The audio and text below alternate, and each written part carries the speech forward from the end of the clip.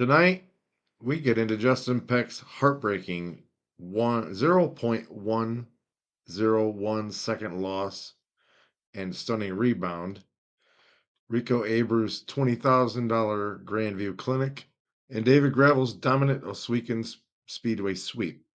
Plus, we break down the Memorial Day weekend's must-see matchups with exclusive insights and bold predictions, along with NASCAR's All-Star Weekend and an Indy 500 preview. All coming up next on Switching Grooves.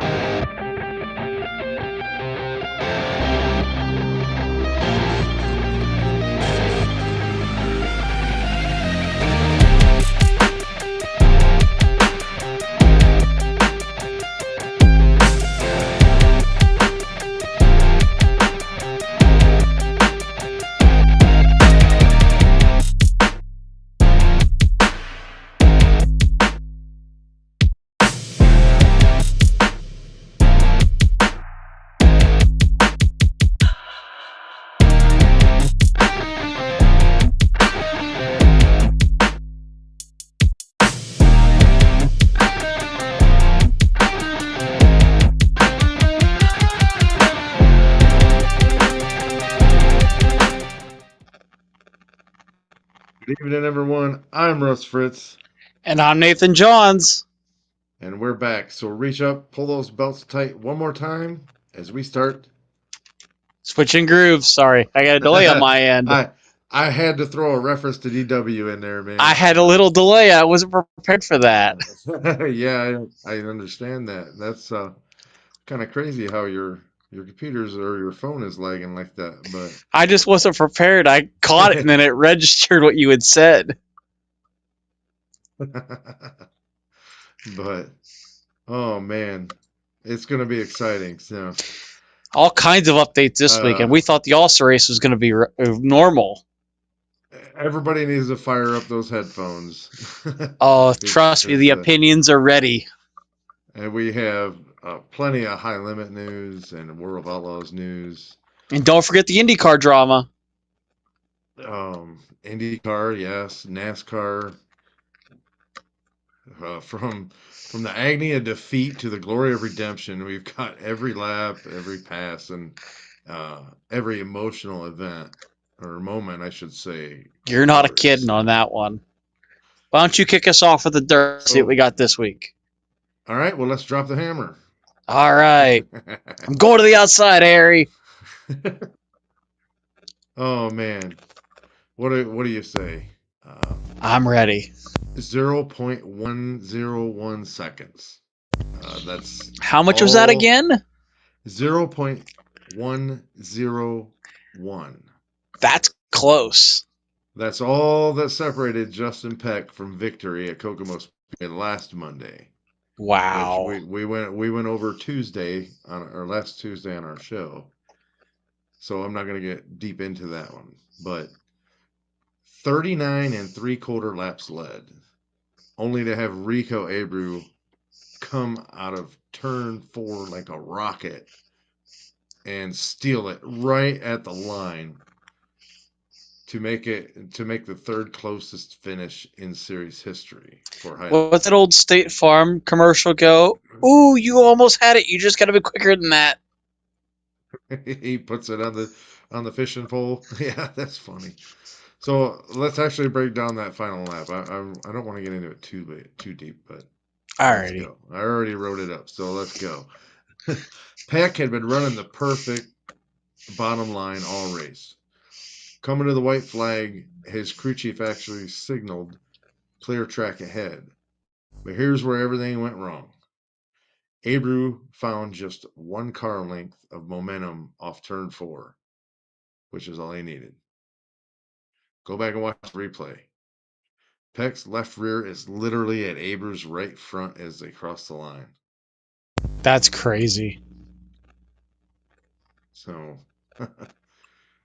man, I just couldn't believe the finish, man. It reminded me of the Sheldon Shield finishes over the last couple of years. Like the past couple, This year he hasn't really had that great of a season. I mean, I know we just had a but crazy finish at Port Royal also.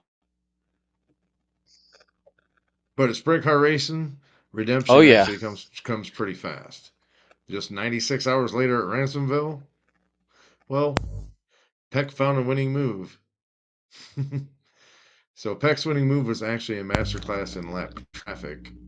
Ooh. Uh, on lap 13, he caught Abreu just as they approached a lap car running the cushion in turns 1 and 2, and Peck actually feints high, then dives to the inside so aggressively that his left rear actually kicks dirt up on the infield berm. 2 laps later, he repeated the move on Courtney. Good old sunshine. So Justin Peck said in Victory Lane, after Monday, I told my guys we're not leaving New York without a trophy. That last restart, I was white knuckling it, thinking not again. But this 26 car was on rails tonight. So the championship impact, with this win, Peck becomes the 4th different winner in Kubota High Limit's last 5 events. More importantly, he's now within striking distance of the top 3 in points, just as we head into the $75,000 to win Bob Weichert Memorial. So now we'll actually get into Rico Abreu's Grandview Symphony. While Peck was actually writing his redemption story, Rico Abreu was composing a masterpiece at Grandview Speedway. This guy is just on his game this year, man. I'll tell you what. His $20,000 to win victory wasn't just a win; it was a 35-lap seminar on adapting to changing track conditions. I mean, the track was changing constantly, and Rico just rolled with it, buddy. I mean, key moments that actually define that race. Lap 5, Abreu actually executed a daring 3-wide move between turns 3 and 4 to claim 3rd. And on lap 8, his pass on Sweet actually featured a rarely seen diamond off turn 4, braking early to get a run down the straight. And I don't say diamonding is rare at all, just the way that he did it was rare. So lap 18 on the restart, Abreu varied his timing, his restart timing, by nearly a full second to keep Bell guessing. And in the final 5 laps, he actually manages a 1.2-second lead while navigating 6-lap cars. That's impressive. Very. What Rico had to say was, this track was like 3 different surfaces tonight. Early on, the top in 1 and 2 was money. Then the middle came in. And by feature time, you had to search around. My crew chief, Ricky Warner, was giving me hand signals every lap about where the moisture was moving. So, the dominance by the numbers, Abreu's last month, 4 wins and 6 starts, $103,750 in earnings, and 16 career Whiskey Myers wins, 3rd of all That's time. crazy. 78 laps led in his last 3 features. 78 Wow. laps in 3 features. And we all know sprint car racing, races are a lot shorter, so that's actually a lot. That's crazy. This guy is on top of his game this year, man. Him and his team, I'll tell you what. What's making the 24 car so untouchable, though? Well, according to what I can find out, Warner has developed a new shock package that allows Abreu to run multiple lines without losing forward bite. Plus, their engine builder has found an extra 15 horsepower on the top end, so that really helps a lot. Oh yeah. Really crucial for the late race change or charges. Excuse me. I just can't believe it, man. They're doing a hell of a That's job. insane. 15 horsepower is wow. That's a lot. That's not a small So amount. That's no. definitely a big advantage. So next I'll move over to Gravel's Ohsweken Takeover. North of the border, David Gravel actually didn't just win at Ohsweken. He authored a 2-night clinic on why he's the defending World of Outlaws champ. Wednesday was a slide job showdown. The lap 23 pass on Nicole Messina, or Carson Messina, excuse me, might have been the move of the year. Gravel actually entered turn one, a full car length behind, threw a slider so perfect that it left Macedo no option but to lift. His crew chief, Cody Jacobs, told us post-race, "We had that move dialed since hot laps. David knew exactly where the grip would be late in the race." It was beautiful. I mean, if you really want to think about it. What Gravel had to say, well, that 41 car was fast early, but I could see him struggling to rotate through the middle. We just waited for our moment. This Ohsweken track is slicker than owl grease. You've got to be patient. Oh, what an analogy, David. But Thursday's comeback, I can't believe it. Even more impressive was Gravel's charge from 6th. His pass on Connor Morrell featured a fake high move into turn 1, a switch to the bottom in turn 2, perfect throttle control to avoid a lapped car in turn 3. It was all in one corner complex. I mean, wow. The championship perspective there, with that sweep, Gravel now has 8 wins, 110 career World of Outlaws victories, actually passing Stevie Smith for 7th of all time, and a 158-point lead, and that's more than a full feature win's worth. That's crazy. He's got a very, very good cushion when it comes to winning this championship again. That's crazy.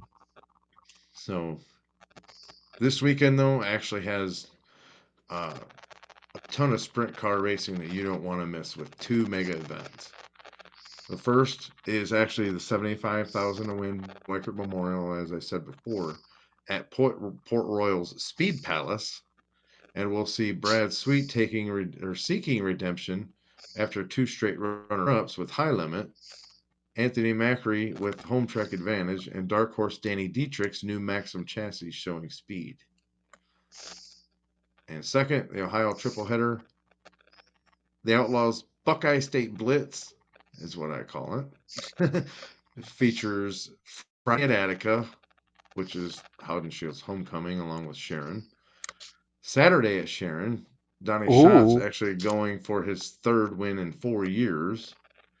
And Monday at Atomic, Gravel's revenge tour after last year's crash. So that'll be exciting. Sharon's right near me. My bold predictions, well, I'm calling this. Macri steals the Weichert Memorial. Kofoid wins at Attica. And a local upset at Sharon. Well, watch Cap Henry. Ooh, that is a bold prediction. I actually like that one. That's if he goes. That's a bold prediction for Sharon. I'm actually curious on that one. Because Waynesfield's actually racing too, so I don't know which way Cap is going to go. That'll be interesting. At Sharon, watch Cap Henry if he shows up there. Right. At Waynesfield, watch Cap Henry if he shows up there. So if Cap Henry doesn't show up to Sharon, who's your next one? Well, I would have to say probably Buddy. Okay. Buddy's pretty good up there. Buddy Okay. Kofoid, so I was just curious.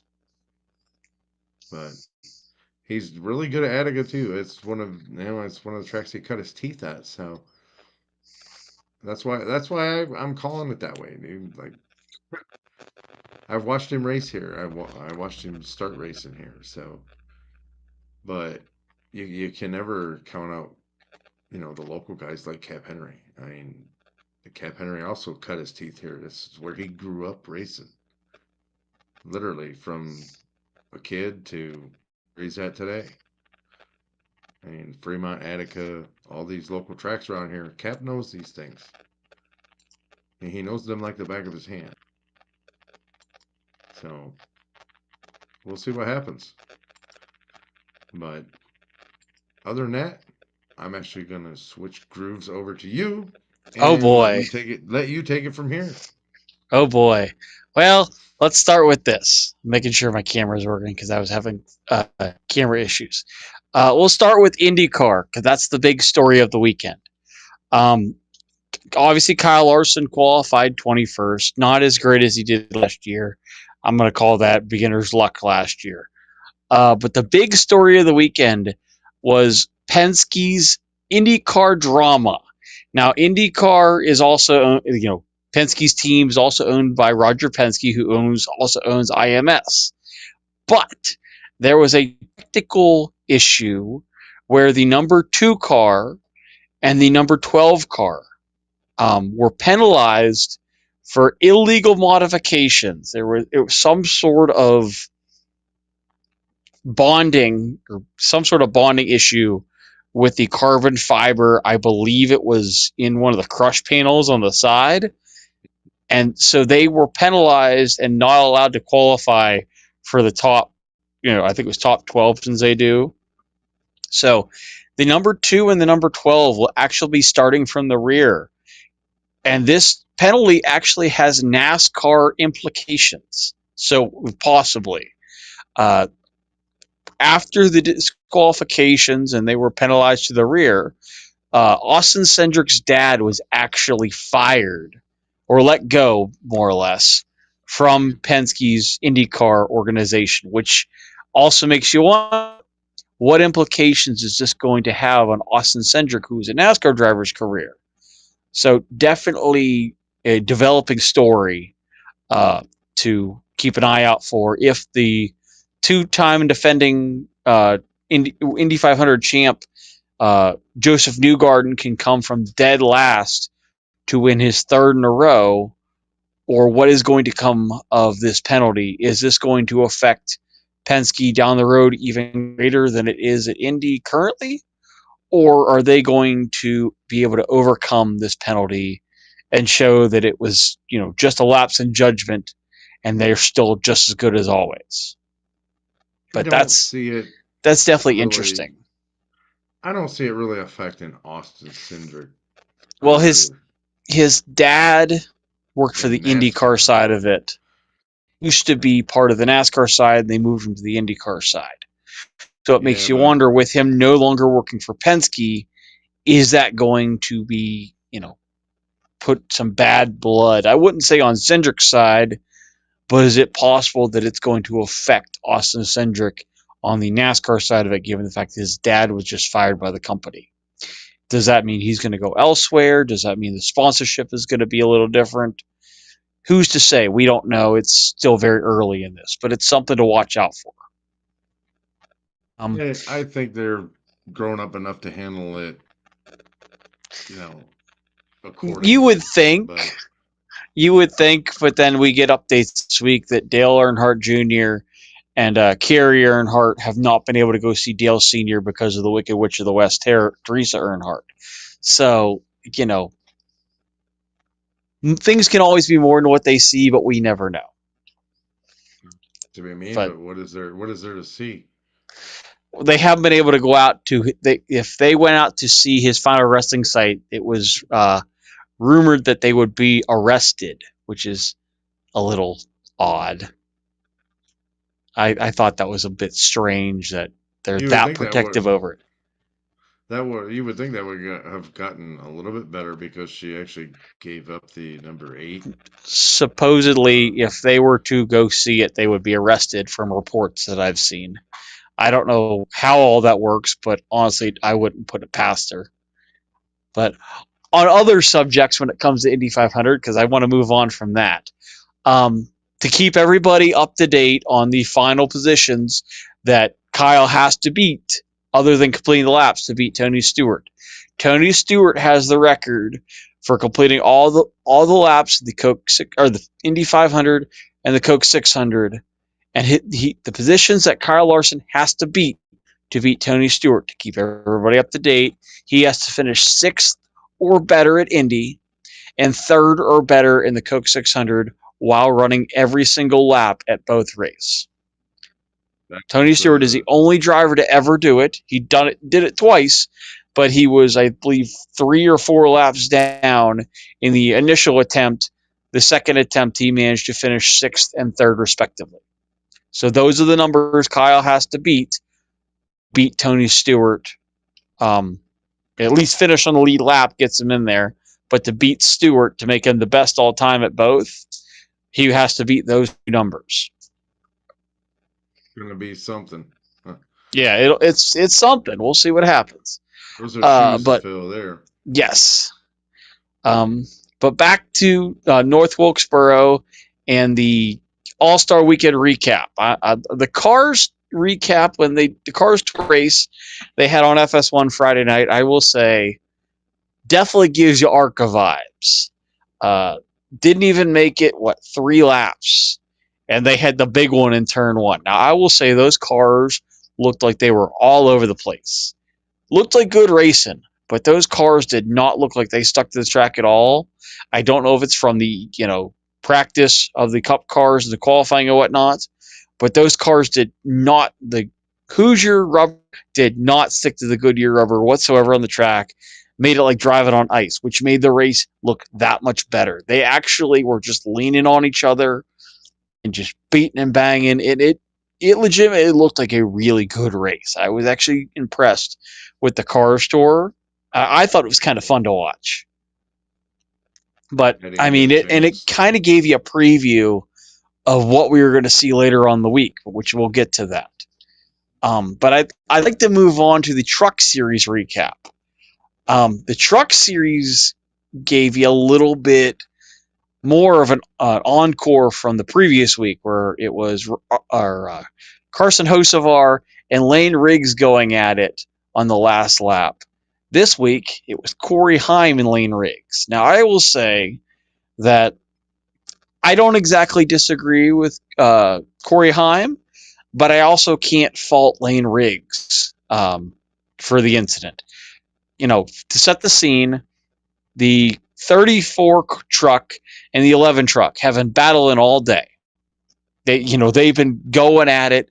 They had a pretty decent race going in the Truck Series. Coming to the green white checkered, the 34 of Riggs just kind of ran Heim up the track and into the marbles. Heim spins out. In the process, he gives the win to his teammate Chandler Smith, who ends up winning the Truck Series race. Now, post-race, Corey Heim comes down pit road and essentially just gets in Lane Riggs' face and says, "You better cool down or somebody's going to take care of you." To be fair, I can understand Corey Heim's frustration because, this isn't the first time he's got taken out this year, not just by Lane Riggs, but in general. But at the same time, you're going for the win. The whole it's legal in the last lap is debatable, but still, if you're going for a win and that gets you into the playoffs, Lane Riggs, as far as I know, is not in the playoffs. Corey Heim, I'm pretty sure, is in the playoffs. There comes a time when you're going to have to push it if you're not in. And there's also the, take it easy. And I feel like, that was fair game. Everybody was running everybody up the track. So I can't really fault either of them at that. But definitely a little bit of drama to follow if you follow the Truck Series. I'll move on to the All-Star Open recap. We'll start with the qualifying, which had a bit of a shocker to me. Michael McDowell's pit crew, who was 32nd best pit crew all year, which there's only like 35 teams in the entire field, maybe 36. I forget how many charters we actually have. But 32nd best pit crew. Not the greatest, but, definitely not, the worst, I guess we'll call it. Manages to win the pit crew challenge, which in itself looked way better than I thought it was going to be. I thought that pit stop was going to be, mediocre, average. but nobody could catch them all day. I was very impressed with that pit crew. They're just a bunch. They're essentially a loaned out Hendrick Motorsports pit crew, which Spire, but all these kids played college football. They're not trained athletes. They're basically a pretty young team, so it was kind of cool to see them win the qualifying and give Michael McDowell and his team $100,000 for the pit crew challenge. So it was nice to see that. SVG with the shocker of the weekend, has been absolutely just downright miserable on ovals and manages to qualify on the pole for the Open. That was one that caught me by surprise. And then another surprise, which I guess in the end it really wasn't. Brad Keselowski won the pole for the All-Star race and then proceeds to choke it away. I mean, I guess that's not new, but it was surprising he had speed in qualifying because he didn't have any other time of the year. But all in all, my summary, or we'll finish off the Open. Transferring from the Open race, Carson Hocevar, who essentially ran his teammate everywhere but on the surface, and McDowell ended up finishing, I think, 7th or 8th. He didn't transfer. But transferring into the All-Star race with Carson Hocevar, Legacy's John Hunter Nemechek, who came from deep in the field on the final restart to muscle his way into a transfer, was rather impressive to me. And then not Carson Hocevar, Noah Gragson gets the fan vote, which was kind of funny because he was so rowdy with his interviews that it almost made you wonder if it was going to be filtered or not for the interview. But it was pretty funny. I don't know, if it was necessary, but it was interesting. Then we get down to the actual All-Star race itself. Personally, to me, and I know I've been critical of past All-Star races at North Wilkesboro. Yeah. It's starting to wear on me. I'm starting to like this track a little better. The racing we saw in this All-Star race, other than the wall trip moment, we'll discuss that later. I thought that was a great All-Star race. You could make moves on the bottom, but you only had a certain amount of time to make them. So, we're 3 and 4 wide at North Wilkesboro, which I thought was insane. I didn't think we'd get 3 wide. 4 wide is insane. So I was definitely impressed with that. We got vintage Kyle Busch taking everybody 3 wide for the lead. He ended up falling in behind Byron. There were some throwback moments out of this race that you didn't see coming. Brad Keselowski racing up front. And then we went back to, nowadays where he's in the wall wrecked. So I guess it's not that much of a throwback because, it's the same thing every week. But coming down to the end of the race, Joey Logano essentially, pretty much had control of this race. And then Michael Waltrip happens with the promoter caution. Now, I will give Mikey credit. He played the crowd pretty good. May I make one suggestion to you, Mr. Michael Waltrip? If you're going to wave the yellow flag, make sure you keep a hold of it. Don't throw the thing on the track. You're not supposed to. It doesn't belong on the track. It belongs in the flag stand. That might be the most meme-worthy, highlight from that race. Was Michael Waltrip waving the flag and just whipping it out of his hands onto the track. I don't know how to react to that, Michael, but, first it was the tacos. Now it's the yellow flag. We got to get you some better hands. Stop eating buttered popcorn or, corn on the cob before you go to the track because you got some butterfingers there, dude. Personally, I can't stand the grid walk, so I think it's better off that they make him the honorary flag guy. We just got to make sure he holds on to stuff. Get him a roll of duct tape or Velcro or something because the dude has no hands. Thank goodness he's not in the NFL because he would be bad. But down to the end of the race, Joey Logano basically leads this race pretty well. And then Christopher Bell And I'm not hating on Bell at all, because Bell essentially pulled a Joey on Joey, and that's what made it so good. Is he, moved Joey up the track, ran him up the track, went right on by him, and just kept on going. And why it made it so much better is after the race, Joey wanted to cry about it. Oh, I hate these gimmick races. You've done the same thing to other drivers. That's my 2 cents on it. You did it to Byron at Darlington, except you did it way more egregious. I mean, I could compare, if we want to put these in order, the Christopher Bell versus Logano was the most normal out of them. And then you've got the Joey Logano versus Byron. That's a little bit worse. Your move was only a little bit better than Austin Dillon on you. I mean, you hate getting moved, but yet you've moved somebody else. Not to mention the fact of all the times that he's literally ass-packed other drivers and spun them out or crashed them to win the dang race. Exactly. When somebody passes you clean, you throw a fit, but yet you have decked Truex Jr. at Martinsville. You cleaned out Byron at Darlington. You got cleaned out at Richmond. I can understand you being mad about that one. But if we take that one out of the equation, you have 2 pretty dirty moves versus one move put on you that was about as clean as you can get. That looked like old school short track racing. And I agree with Bell. He would have done the same thing and it would have been twice as bad. No, it's not like he literally put him into the wall like Cole Trickle and Rowdy Burns. He just shoved him up the track and took his line away.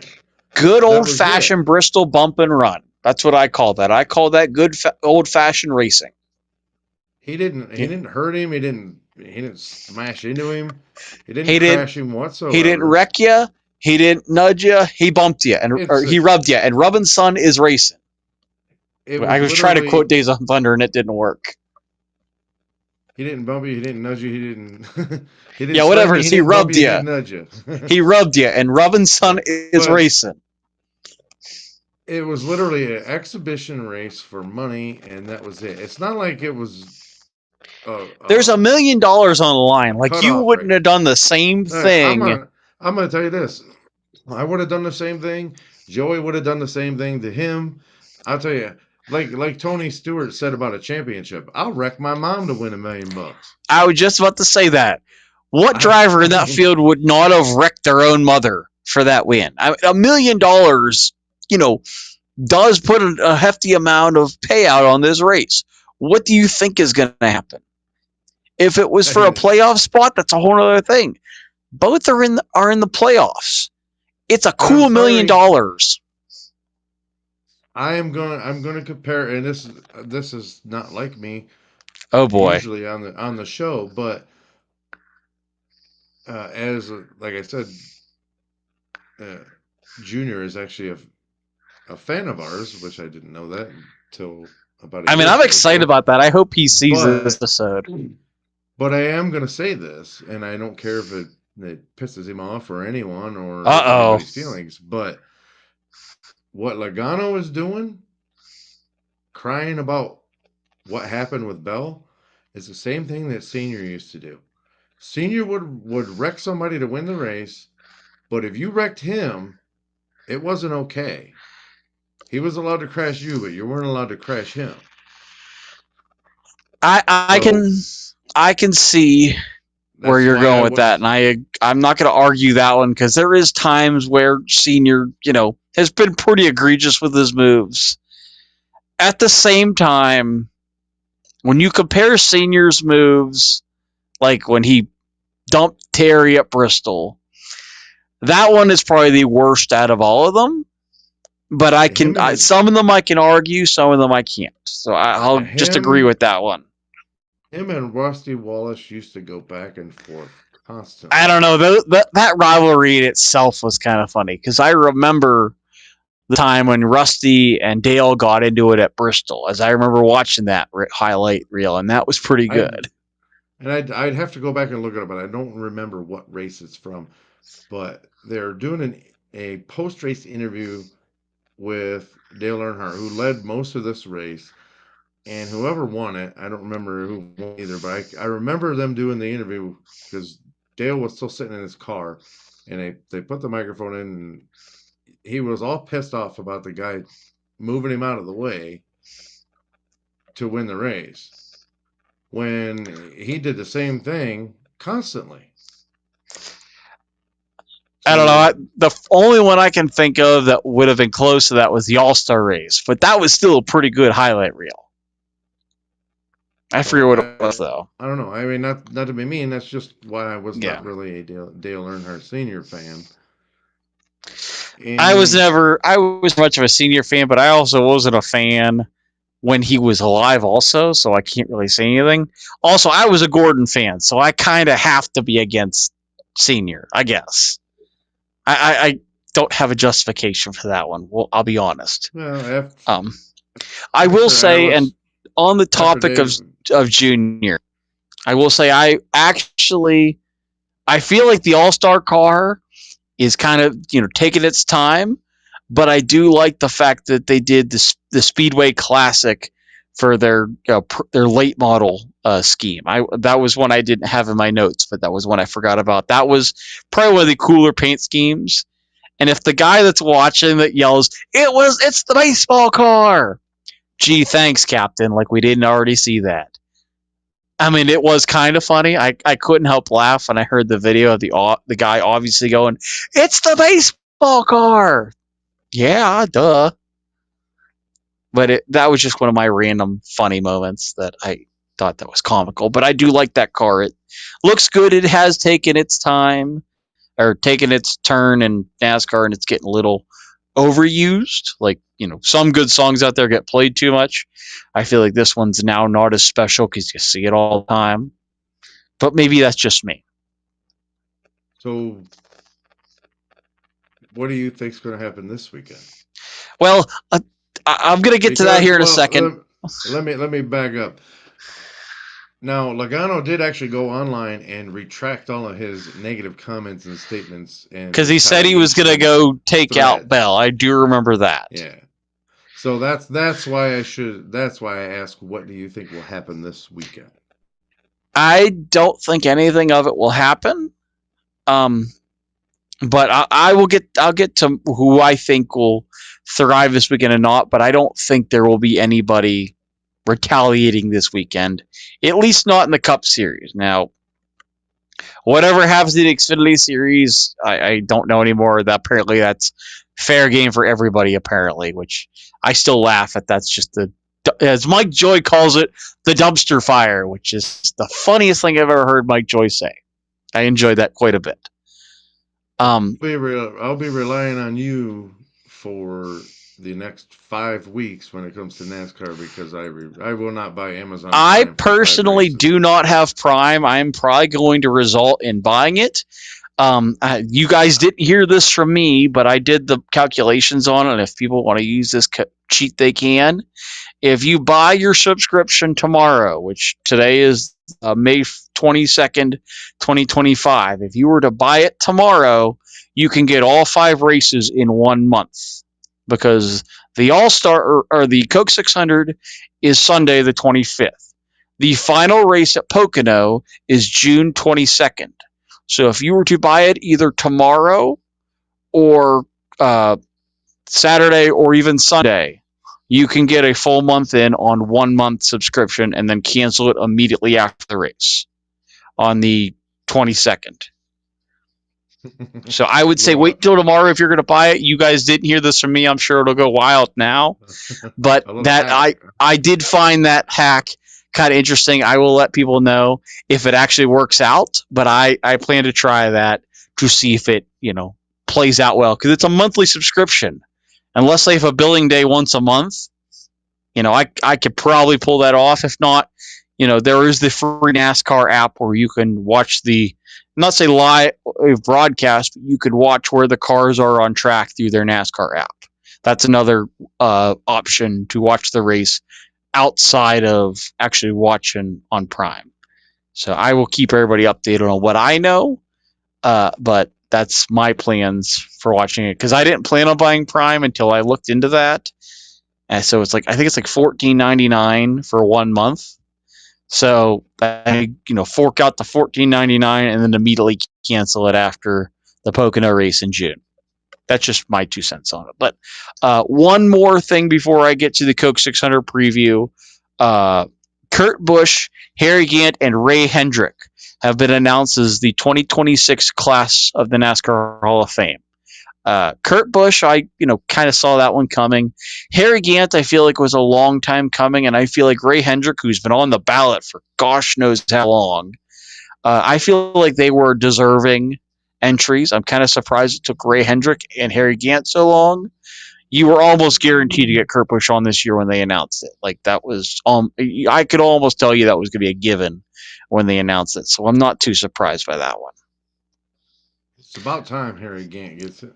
I was very surprised it took this long to get Harry Gant, but I'm happy he got on there. I heard a lot of people thinking that Banjo Matthews would have got in, and that would have been my other vote if it wasn't Ray Hendrick. I think Banjo Matthews should have been voted in, but I'm okay with Ray Hendrick voting in because he's been in the sport for a while. Also, Randy Dorton, I was kind of surprised didn't get voted in yet, but that is what it is. He might get it next year, but I don't know.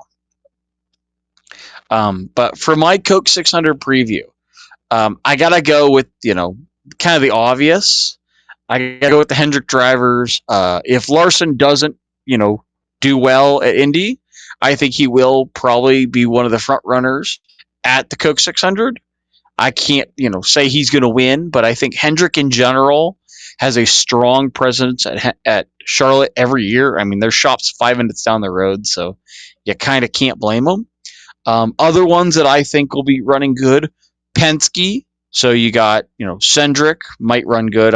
He doesn't have the stats, but he is included in Penske.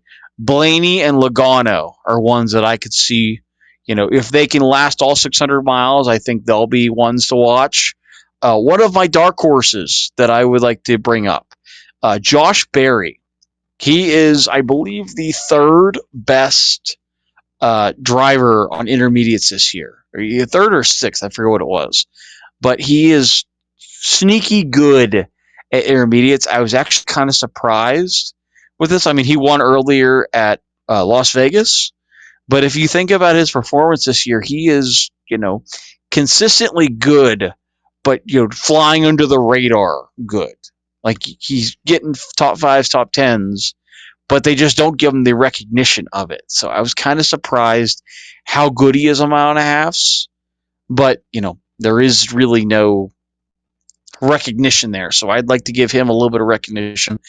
My picks for this weekend, or at least my top 3 picks for the Coke 600 win, I honestly think Byron will do good. He's been consistently good at the Coke 600 when he's not involved in a wreck. I think Blaney is one to watch for the Coke 600. And obviously Josh Berry, I think, is one to watch. I don't think Gibbs is going to show up this week, or at least not this year for the Coke 600.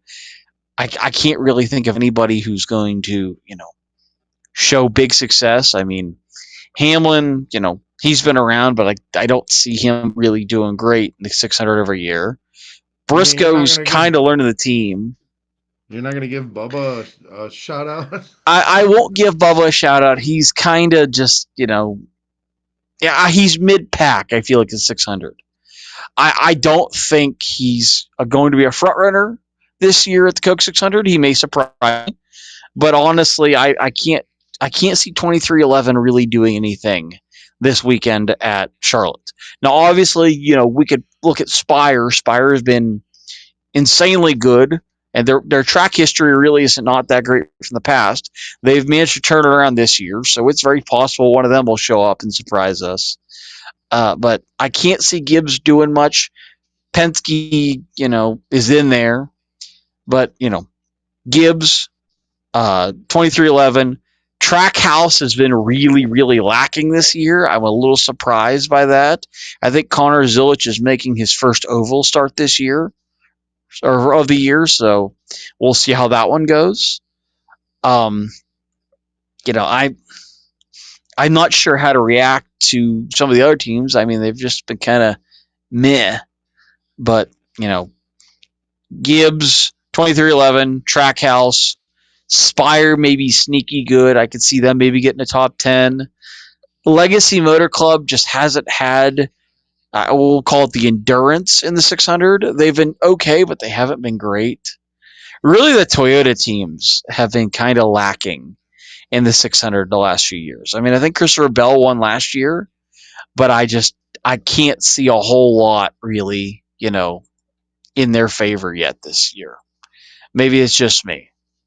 Yeah, I see Alex wants me to put a little respect on Bubba, but I don't think Bubba is going to pull through this weekend. I got to read this one. Hold on.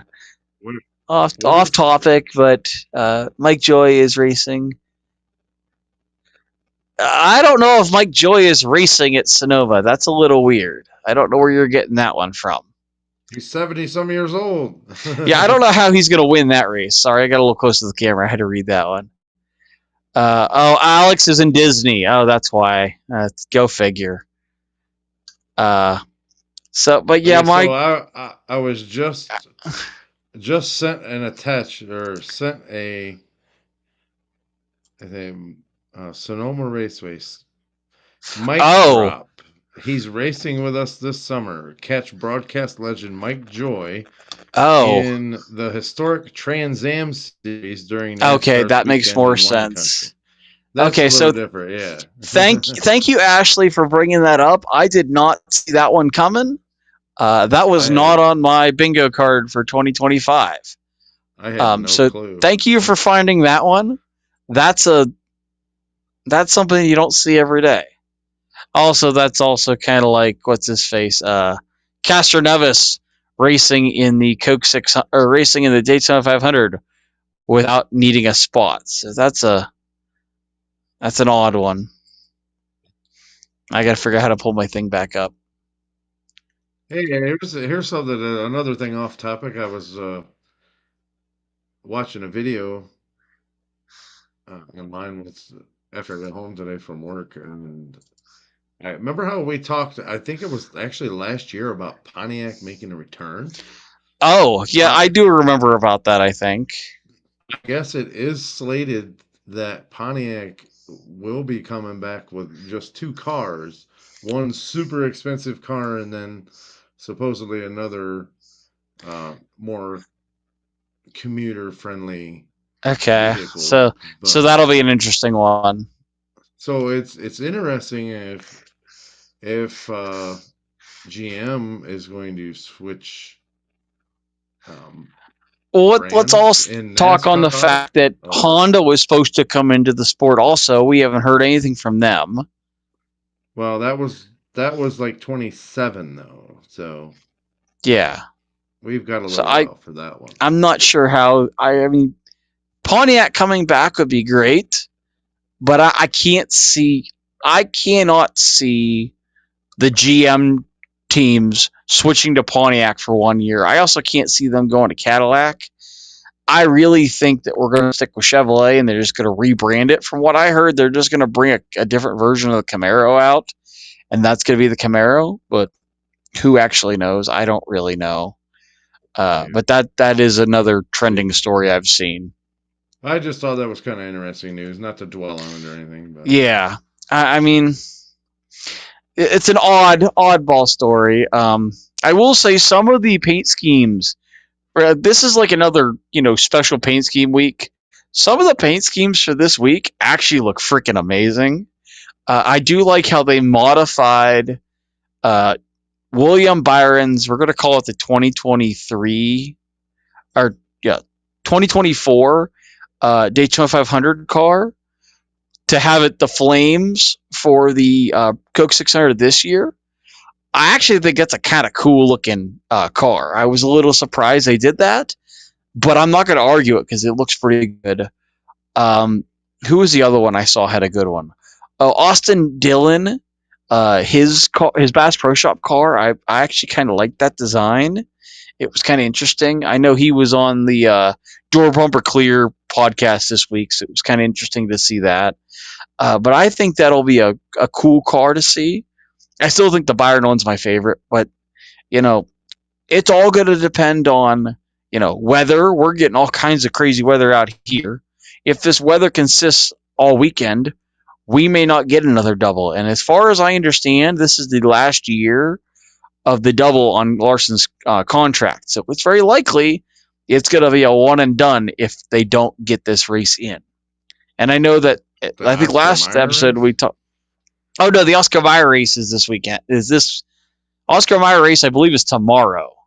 Which yes, Ashley brought that up. For those of people who haven't seen, tomorrow the Oscar Mayer Wienermobiles are racing at Indianapolis at like 1:45. I think it's on Facebook Live. I couldn't help laugh because this is just one of the funny oddball races. It's a legit thing. I did see the photos of it. It's weird. Now, see, I want to see the Oscar Mayer Wienermobile go against the Peanut Mobile. Now that I would love to have that. If you could get that at Daytona or Indy, that would be legit. Or even get that as a Top Gear episode. They wouldn't be able to go fast enough around Daytona to stay on the racetrack. But that's what I mean. If you get them to go around Indy, you get a couple Peanut Mobiles, you get a couple Oscar Mayer Wienermobiles. I mean, that could be a good race. I think that'd be hilarious to watch. Then we need to throw in the sheepdog from Dumber and a couple other. Oh yeah, that'd be funny. I'm trying to see if I can find the post, because whoever is in the PR department for IndyCar is definitely got some really bad puns going their way. One of the posts I gotta look this thing up because it was really, really weird. While you're looking that up, I'll actually up everybody on a race that I forgot to throw into my notes. But the high limit race from Fremont Speedway that was rained out last week was actually rescheduled for Monday. The Monday before the King's Royal, I should say. I don't remember the exact date. And it's actually Monday will be high limit at Fremont. Tuesday will be the World of Outlaws Brad Doty Classic at Attica. And then the rest of the week will be at Eldora here in Ohio for the Joker's Jackpot and the King's Race. So, oh man, it's like another speed week all wrapped into one without even being an official speed week. So it's gonna be a good week of racing. Okay, so we're gonna have all the high limit guys and all of the outlaw guys all here together. So that'll be a good show. So the post reads grill to grill action. That's how you start the post. Like if you couldn't get much more punnier than that, yeah, that's how bad we're looking. I mean, to be fair, on a complete other topic, and I had a rant about this week, and I would like to address it now. We saw how NASCAR on Fox was, handled and how crappy it was.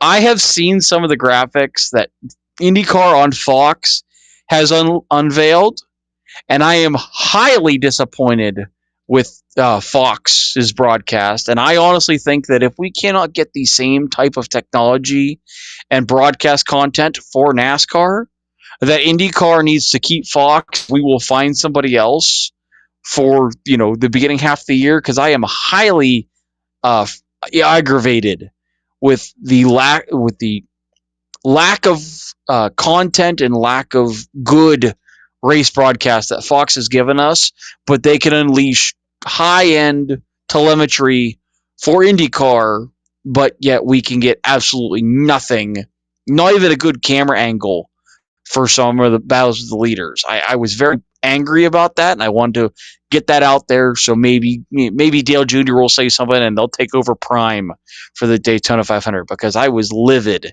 when I saw some of the content and data, not data, the stuff they're using for the broadcast and how high end it is and high tech.